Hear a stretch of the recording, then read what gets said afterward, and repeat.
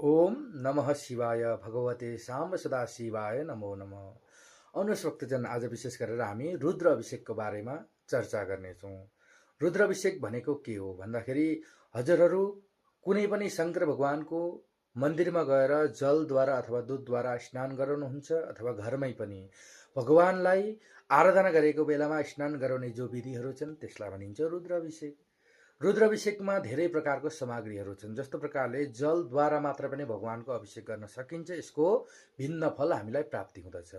दुधद्वारा, घिउद्वारा, महद्वारा, सक्खरद्वारा, उखुको रस, तीर्थबाट ल्याएको जल अथवा गङ्गा जलद्वारा पनि भगवानको अभिषेक गर्नु हामी सक्नेछौँ। यसको भिन्न भिन्न महत्त्वहरू छन्। यसको बारेमा आउँदो भिडियोमा हामी अवश्य जानकारी प्राप्त गर्नेछौँ। आउनुहोस्, भगवानको अभिषेक गर्नाले के फल प्राप्ति हुन्छ भन्दाखेरि त सर्वप्रथम घरमा रहेको नकारात्मक ऊर्जाहरू छ त्यो सम्पूर्ण नष्ट भएर जान्छ। घरमा सुख समृद्धि प्राप्ति हुँदछ। घरमा रहेका बालबालिका जति छन् उनीहरूलाई विद्या बुद्धिहरू प्राप्ति हुँदछ। मनोकामनाहरू पूर्ण भएर जान्छन्। जति पनि मनमा रहेको पापहरू तापहरू छ त्यो सम्पूर्ण नष्ट भएर जान्छन्।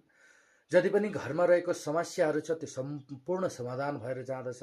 शिव सायुज्य हामी प्राप्त गर्न सक्नेछौँ। विशेष गरेर भगवानको अभिषेकको यही महत्त्वहरू छन्। ओम नमः शिवाय।